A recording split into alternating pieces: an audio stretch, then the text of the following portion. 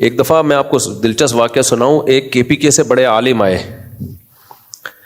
تھوڑا ایجڈ تھے وہ. ہم ان کی خدمت میں گئے ملنے کے لیے. زبان بڑی زبردست چیز ہے. دیکھو کے پی کے میں جہاں تک میری معلومات ہیں, پاکستان کے سب سے بڑے بڑے علامے کے پی کے میں ہیں, جہاں تک میری معلومات ہے. دین کے علم کی بات کر رہا ہوں. لیکن انگلش نہ آنے کی وجہ سے یا اردو پوری طرح سے نہ آنے کی وجہ سے دنیا جانتی نہیں ہے ان کو. تو یہ جو لینگویج بیریئر ہے نا, یہ ہلکا بیریئر نہیں ہے. آپ کے پاس آپ علم کا سمندر ہوتے ہیں, لیکن زبان آپ کے پاس بڑی نہیں ہوتی اپنے پیغام کو ڈیلیور کرنے کے لیے. تو نتیجہ کیا نکلتا ہے؟ مخصوص لوگ آپ کو جانتے ہیں. تو اس لیے ہمارے جو طلبہ کے پی کے سے آتے ہیں نا, پڑھتے ہیں, میں ان سے کہتا ہوں بھائی اردو پہ بھی عبور حاصل کرو اور انگلش پہ بھی عبور حاصل کرو, پھر تمہارا پیغام دنیا تک پہنچے گا. اب دیکھو حضرت مولانا طارق جمیل صاحب اگر سرائیکی میں ہی بیان کرتے, اچھی زبان ہے سرائیکی, میٹھی زبان ہے, لیکن پھر ہم جانتے ہیں ان کو, آپ میں سے کوئی بھی نہیں جانتا. انہوں نے کیا کیا, جو بڑی زبان ہے اس کی سلیکشن کی, اردو میں بیان آتے ہیں. تو زبان کا بڑا فرق پڑتا ہے. اچھا اردو ہلکی زبان نہیں ہے, ٹاپک نہیں ہے, لیکن بیچ بیچ میں باتیں آ رہی ہیں. اردو بہت بڑی زبان ہے, اردو بہت بڑی زبان ہے, پوری دنیا میں بولی جاتی ہے, سنی جاتی ہے. RIS کا جو ابھی کینیڈا میں ہمارا پروگرام تھا, میں 3 دن کے لیے گیا ہوں.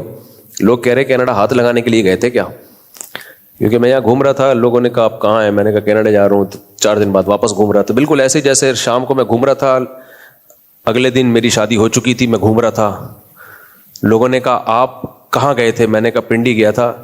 کیا شادی کرنے, کل تو یہاں گھوم رہے تھے آپ, تو اتنی جلدی لوگوں کی تو کیسے ہوتی ہے پتہ ہے نا آپ, لڑکی والے آ رہے ہیں, لڑکے والے جا رہے ہیں, مٹھائیاں آ رہی ہیں, استخارے ہو رہے ہیں, 6 مہینے 10 مہینے سال منگنیاں فون پہ چپک جاتے ہیں ایلفی کے ساتھ.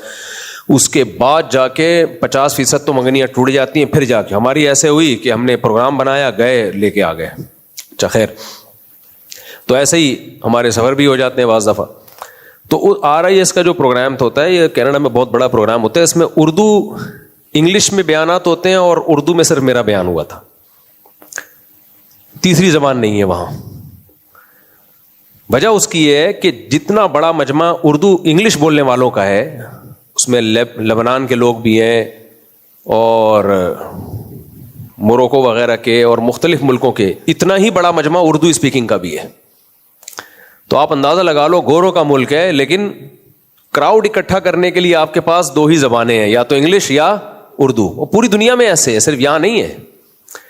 لیکن ظلم اردو کے ساتھ جو حکمرانوں نے ظلم کیا اتنی. اچھا ہندی بھی اردو ہی ہے, بار بار میں یہ بات بتاتا ہوں, ہندی اردو سے الگ کوئی زبان نہیں ہے. یہ دماغ میں بٹھا لو اچھی طریقے سے, ہندی اردو ایک ہی چیز ہے.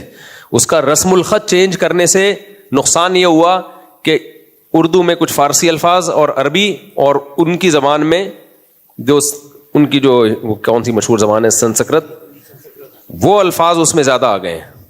ورنہ زبان کا پتہ گرامر سے چلتا ہے, تو سیم گرامر کا مطلب زبان سیم ہے. یہ بہت بڑی سازش ہوئی ہے جب تقسیم ہوا ہے نا انڈیا پاکستان, تو بلا وجہ 2 زبانوں کو خام خواہ میں الگ کر دیا, حالانکہ ایک ہی زبان ہے وہ.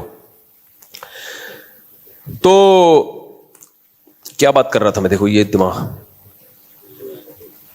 ہاں تو اردو کا بہت بڑی زبان ہے, اردو ہلکی زبان نہیں ہے. نہیں یہ بات کہاں سے آ گئی کیا؟ نہیں کہ لالچ پہ ہی چلتے ہیں ہم جہاں سے. لینگویج بیریئر, ہاں تو میں اس کی بات کر رہا تھا کہ بڑی زبان آپ کو آئے گی تو آپ کا پیغام. میں اگر ترکی بولتا, ترکی کے علاوہ دنیا میں مجھے کوئی بھی بولو نہیں جانتا. میں اگر جاپنیز زبان بولتا تو جاپان, ہم جاپان میں تھے نا 10 دن چنگ پانگ چلائے. میرے ساتھ ہمارے دوست تھے آسٹریلیا کے, وہ پشتو اردو انگلش 3 زبانوں کے ماہر تھے وہ. اب جاپان میں ہم گئے ہیں تو چنگ پانگ 10 دن تک نا دماغ کھوپڑا آؤٹ ہونا شروع ہو گیا تھا. پھر ہم جب آئے ہیں ادھر چائنا آئے ہیں تو چائنا میں چانچوں پاپوں چلنا شروع ہو گیا, وہ ایک لفظ سمجھ میں نہ آئے. جیسے ہی آسٹریلیا ہمارا جہاز اترا ہے وہاں انگلش شروع ہوئی تو وہ ہمارے پٹھان دوست نے کہا شکر ہے چیپاں سے ہماری جان چھوٹی یار. یہ الفاظ تھے ان کے, شکر ہے یہ چیپاں سے ہماری جان چھوٹی.